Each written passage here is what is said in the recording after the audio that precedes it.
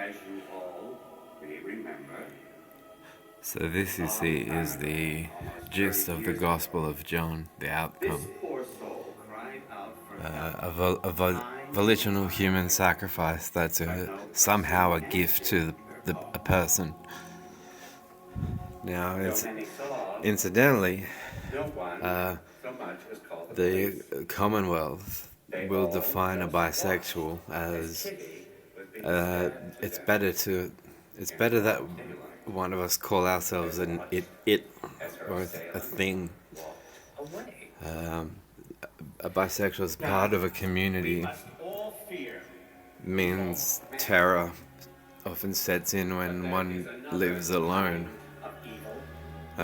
Where's the community here? Like, where's the orgy in the next room? You know?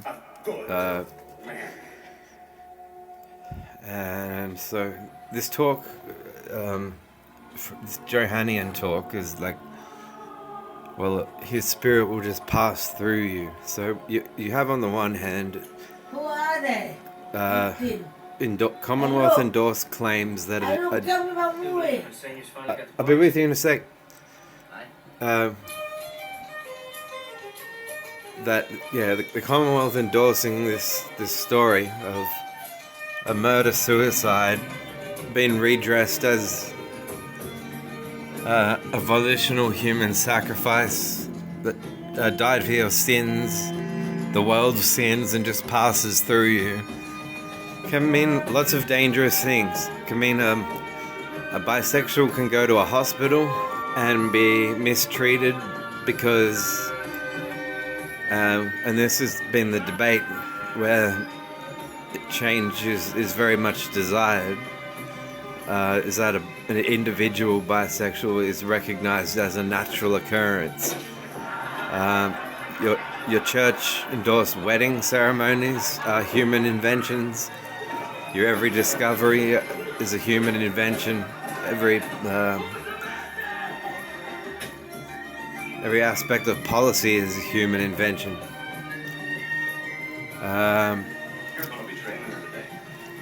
But so, we know from experience, Jesus must have been one. We know logically from a number of angles. If such an interest was taken in killing him and then writing about him romantically, and this is done in Gospels that the church won't allow to be part of the biblical canon. Episcopal Bishop Spong said it best, that it's the humanity of Jesus that led to all talk of his divinity. And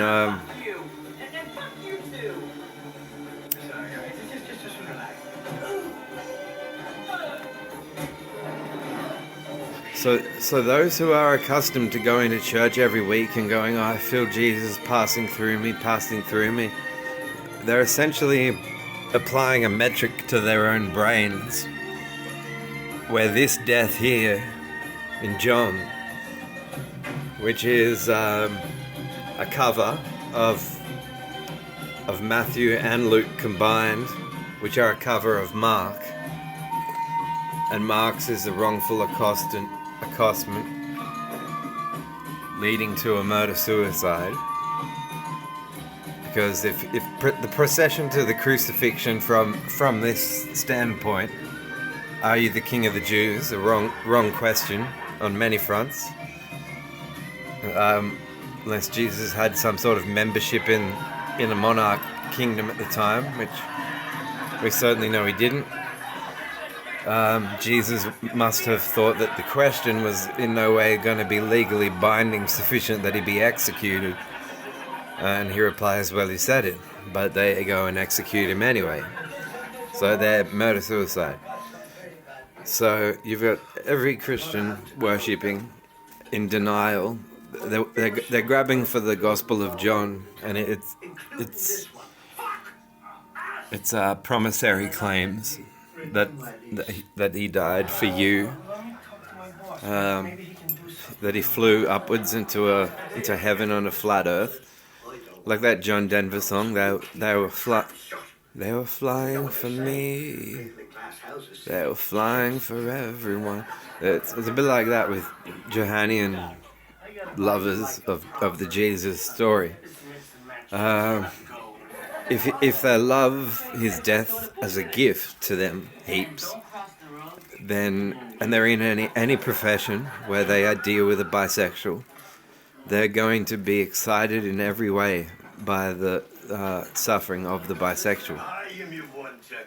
So if that's a hospital and a nurse is a Christian, you know, and there's 15 beds full of people, the bisexual, and one bisexual is amongst them, she'll tend to the other 14 first, even if their injuries are worse than the bisexuals, because it'll just naturally occur to that nurse's judgment. Oh, this one will be fine for now. I'll tend to him later.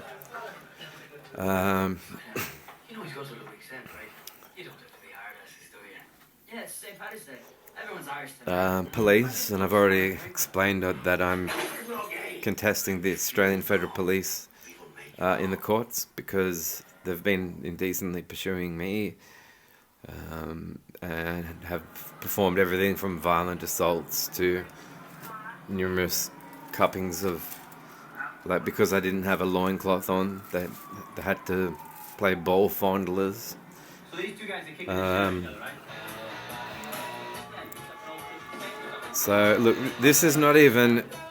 I'm not making these statements as any sort of subhuman terrorist in angst or disrespect toward the current United Kingdom, because I still claim that I am honoring Jesus. That Jesus has contributed to virtue as I've known virtue. I can say that. I say that from the moment that a bribe was accepted for his handover to be asked this stupid question, I'm opposed to all of the proceedings from that. So, and the plagiarism that is repeated in Matthew and Luke, and then it looks like concealment and embellishment, as well as character misrepresentation, with all the anti-political speech that starts brewing. Luke chapter 14 has, you know, unless you hate your mother, your father, your brother, your sister, your son, your daughter, and yourself, you cannot be my disciple. This sort of talk appears in the Gospel of Luke, and it is absolutely nowhere in the Gospel of Mark. Talk about this concept, the Son of Man, which, if part of a group of conquered people are struggling to get by, this metaphor that he invented is like a work of art, where he's talking about the Son of Man, because they had no one but each other. I think, go and compare for yourselves, but is he talking more about the Son of Man in the Gospel of Mark than he is about God? You know, you get this image of a person who is taking care of conquered people by inspiring them to think. Now, I can see that brewing up jealousy amongst kingdoms that are practicing inbreeding, but not. It surprises me to this day that they framed that question, are you the king of the Jews? Because it's immediately to the embarrassment of the kingdom. It's like saying, you know, did you fart on the throne? Did you fart and queef on the throne of the Queen to King Herod, who incidentally isn't mentioned once in all four of the Gospels? Why? Because she was fuming about the queef stains on the throne. So here, in Matthew, at the time of the crucifixion, you have it stated that there was a mass grave rising. People, saints, Old Testament saints, getting up out of their graves, rising from the dead and reassociating themselves with loved ones and family members and things like that. This isn't mentioned in any church sermons because you and I might think it is bullshit. Nonetheless, it's mentioned right near the crucifixion, so how come the crucifixion gets idolized while all these other statements in the Bible are ignored? So he's starting to talk in a way, when you get to these two, he's starting to talk in a way that a reader now, today, would look back on and go, oh, well, if Jesus was speaking that way, no wonder they put him to death. He spoke with such disrespect, he was this rebel. And while it's cool to think of a rebel in the time of an ancient kingdom, it does not seem that it's likely that these were originally his words. I'm open to the possibility that certain people that knew of him retained certain words and certain speeches, and that some of them made it into some of the later Gospels. I'm open to that possibility. I'm not open to the possibility that he played out all the miracles that you see in pagan religions that outdate the birth of Jesus. So here what they do is combine his person with God, say he was God in disguise, and that he is dying to give out all his power out to the believers. Well, statistically, you'll find bisexuals' life expectancy happens to be around 30-something year old. Yeah, sure. Just a sec.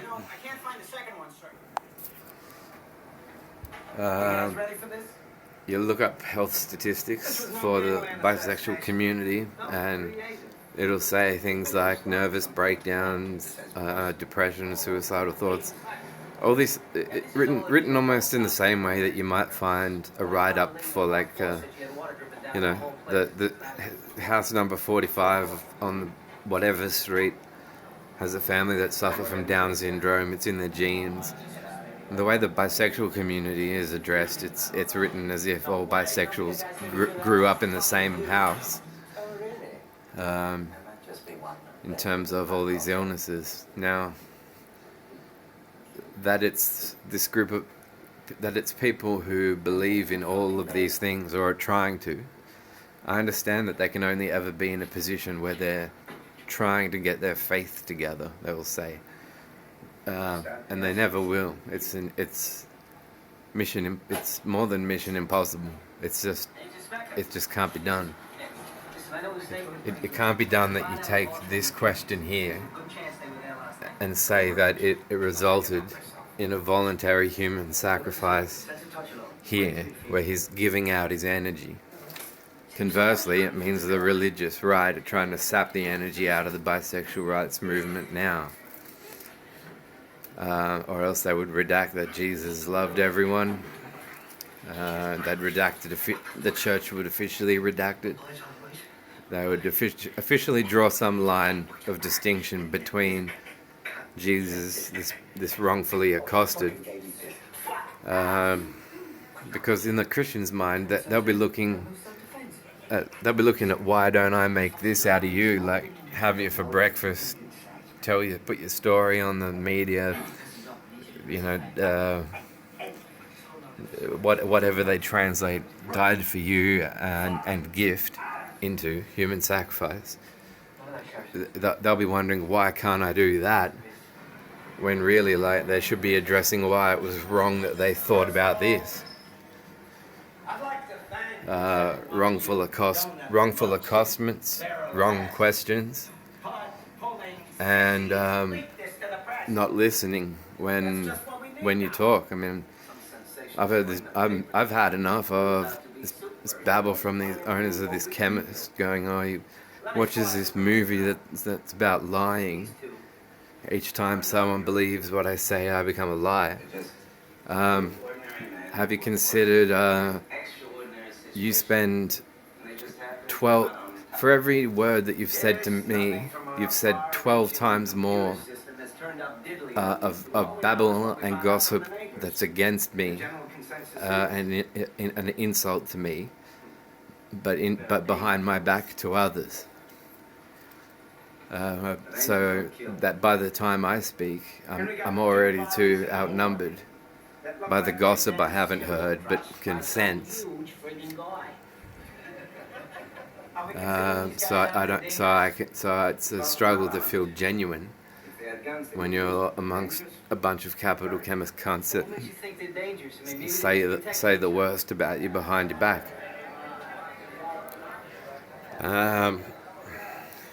So here's my it's a diagram, but as DIE hyphen AGRAM. It's a gram of dying, which is that sufficient police code? Can you bring me a gram of dying?